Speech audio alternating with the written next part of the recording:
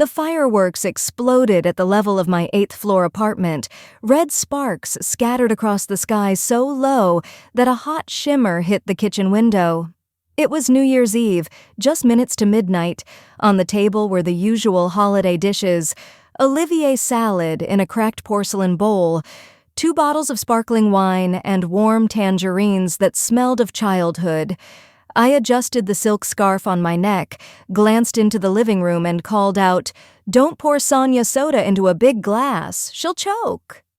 I knew she would.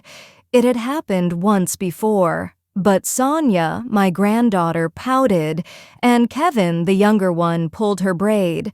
Their father, my older son David, was wearing a shirt with a stiff collar. Without looking up from his phone, he said, "Mom, don't boss us around, it's a holiday." A second later, Sonia began to cough, her eyes wide, her little fingers clutching the edge of the table. The glass tipped over, and a sticky sweet wave ran toward the tablecloth. I was faster than anyone. I grabbed my granddaughter from behind and pulled her up and toward me, just as a nurse at the clinic had taught me 20 years ago. The sugary lump shot out. Sonia gasped, took a breath, and buried her head in my chest. I hugged her and stroked her warm head. "Smile," said Elena, David's wife, holding up her phone. "Great content for a story. Grandma is a superhero." "Elena, put it down," my younger son Ethan said quietly. "And thank Mom." She subtly rolled her eyes and smiled with an exaggerated wideness. "Thank you, Mom Valerie. You're a pro." I smiled. In that moment, I was happy. My family was with me. My granddaughter was safe, and the lights outside danced like a snowy TV screen. We missed the countdown, all caught up talking about the kids' outfits. I went to the kitchen to get the hot chicken. The sink was already full of plates. The room smelled of cinnamon, pepper, and a little bit of burnt something. When I turned, David and Elena were standing in the doorway. Both had the same even smiles. "Mom," David began, his voice too gentle, "Elena and I have a gift for you. A big one. A very, very important one." Elena held out an envelope. I wiped my hands on my apron and took it. On the envelope was a golden snowflake and the words, "With love." Inside were a train ticket to a sanatorium, a 3-month pass, a key with a tag that said Room 317, and a document with an official government stamp. A neat marker note read, "New permanent address." I didn't understand right away. My heart pounded once, then again. "What is this?" I asked.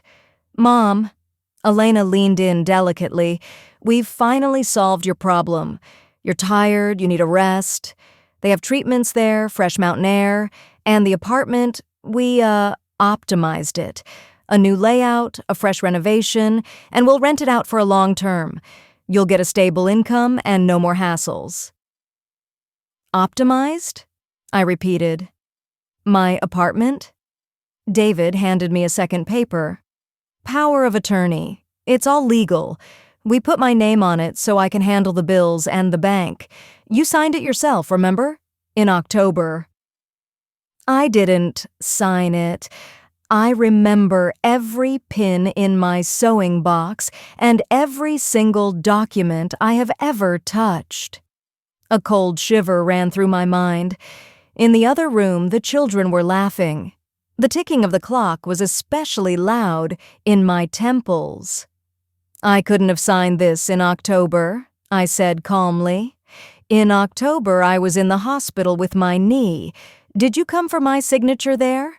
Or did your hand, my son, learn how to copy someone else's?" David looked away for a second. Elena smiled even wider. "Valerie, honestly, why are you like this? It's for your own good. You're alone. The neighbors complain about your sewing machine at night, but here you have a sanatorium, therapy, a pool. At your age, it's a must." "At my age," I repeated, "it's a must that I only talk to you, Elena, through a closed door." "Mom," David cut in sharply. Don't make this complicated. We decided everything. For you. You're going to relax. People don't say no to this. Besides, he paused. You have to understand, we mortgaged this apartment for our own loan. The bank is waiting. I recoiled as if I'd been pushed. A flash of pain, not from my knee, but from hearing my son say the word, mortgaged. Without me, without my permission, or worse, with my supposed permission. Sonia peered into the kitchen with a tangerine. Grandma, where's the confetti? In the cabinet on the right, I answered automatically. Close the window, sweetie. There's a draft. Sonia ran off. I took off my apron, folded it neatly, and picked at a loose thread on the cuff. David, show me the power of attorney. Mom, he hesitated. Not now. Now. I held out my hand. He handed me the paper, and I saw my name, my address, and the neat letters that read, I hereby authorize, with a signature at the bottom. My signature. The handwriting was similar, but the tail on the letter ear didn't go down. I always made it go down, ever since I was in school. I looked up. This isn't mine. You're confused, he said evenly. It's your age. The tone, more than the words, hit me like a blow to the head. Something inside me snapped. I suddenly saw everything clearly. The boiling pot, the crack in the bowl, the tangerine peels, the open envelope on the table, and my own hands, still warm from the oven. Ethan, I called. Ethan, come in here for a second. Ethan came in from the living room, unshaven, in a worn sweater with stretched out elbows, smelling of walnuts. What is it, Mom? Take a picture of this, I said, pushing the power of attorney toward him. And the key. Elena scoffed. Oh, here we go. Elena, I said calmly, the knives in this kitchen are sharp, so choose your words carefully. She opened her mouth to object, but Ethan had already pulled out his phone, snapped a picture and then another. Got it, Mom, he whispered in my ear. That evening, saving my granddaughter, I did what every grandmother does, without a thought, without a second guess. And that same evening, for the first time in 62 years, I heard my own son say, "We decided everything. For you." A hollowness settled inside me, like an empty pot. I went back to the table, served everyone hot food, and poured the kids some juice. I went through the motions of being a good host, all while falling somewhere very quiet and very dark. When the clock struck 12, I raised my glass. Happy New Year! I'm so happy! We're a family! After I drank, I went to my room and locked the door. I sat on the edge of the bed and took out an old notebook with a lace ribbon. Inside were the phone numbers of clients, neighbors, and one written in thick blue ink 10 years ago. Jana, a lawyer who helps seniors for free. Community Center Tuesday, Thursday.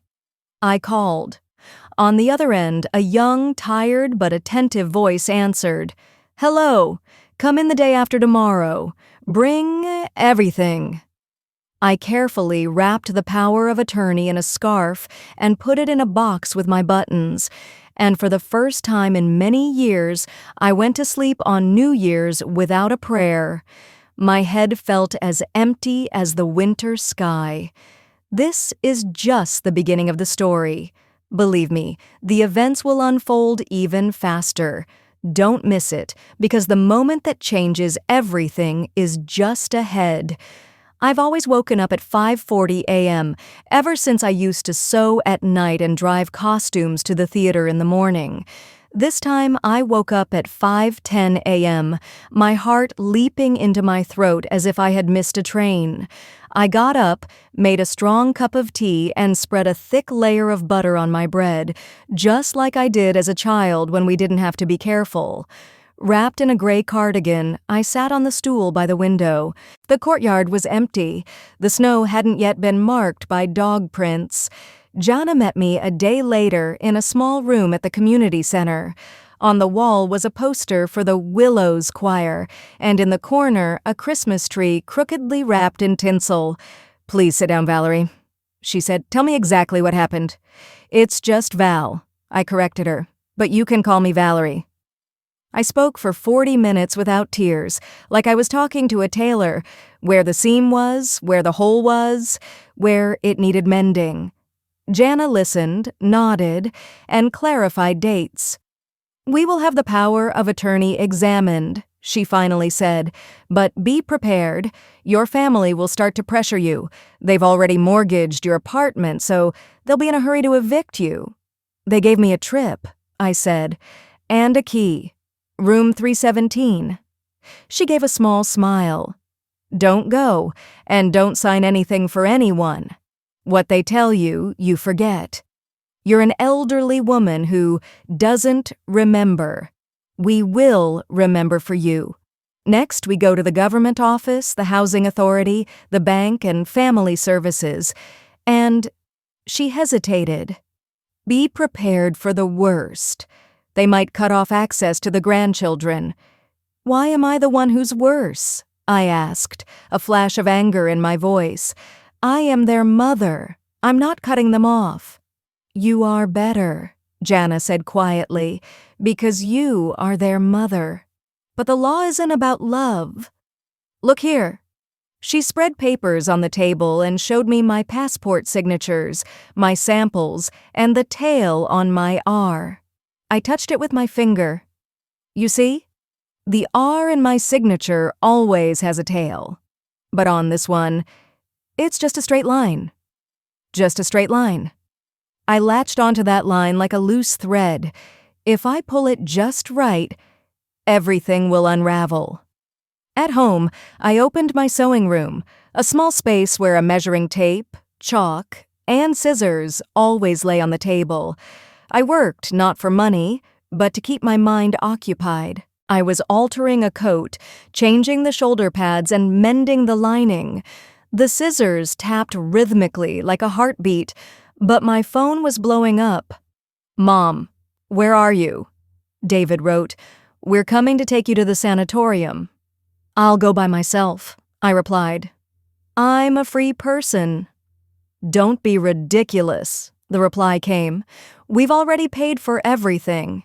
Elena sent hearts and a GIF that said, "Best mom, best vacation." Ethan remained silent. I knew he was thinking, "He's slow, but he's true." That evening, my neighbor from the 9th floor, Tamara Petrovna, called. "Valerie, I've heard rumors. Your son David called the building manager and told him to disconnect your intercom.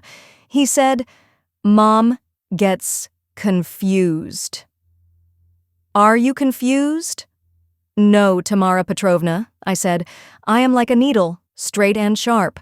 I'll tell them to get confused themselves," she said. "You just hold on." I held on.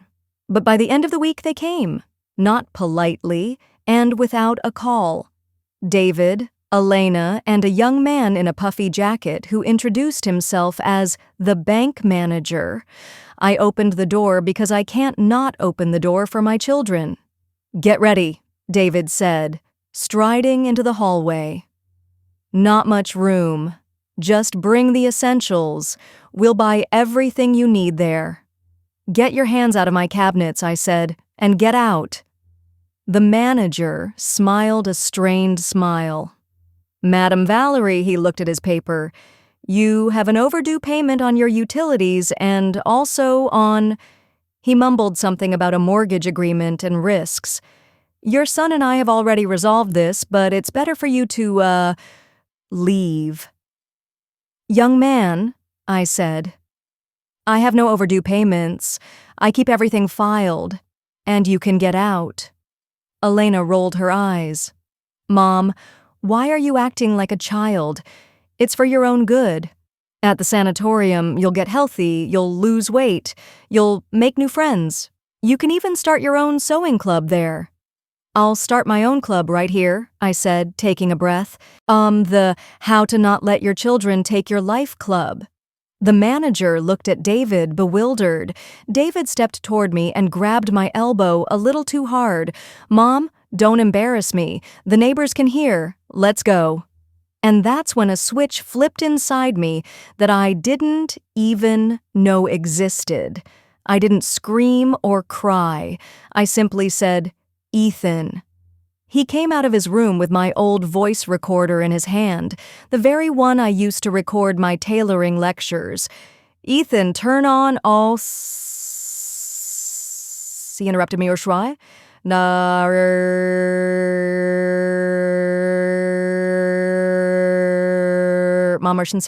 Mom, said evenly. Please repeat. We mortgaged the apartment.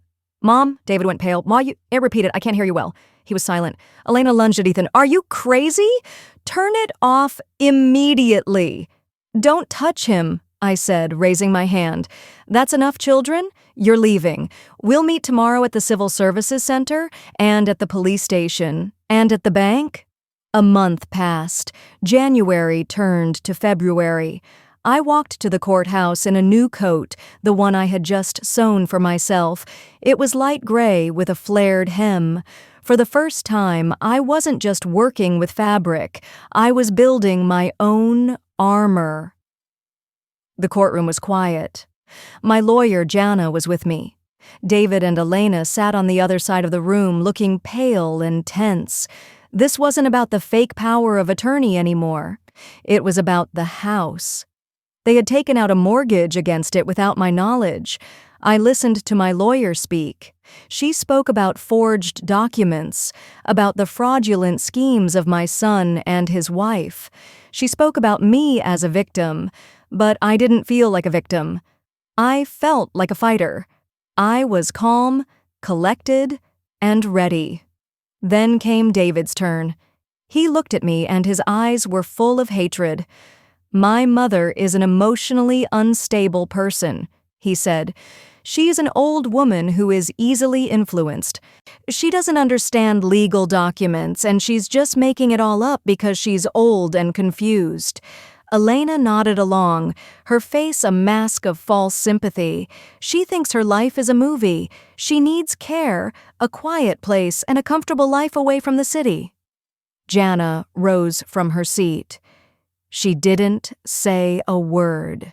She just took out an old tape recorder and pressed the play button.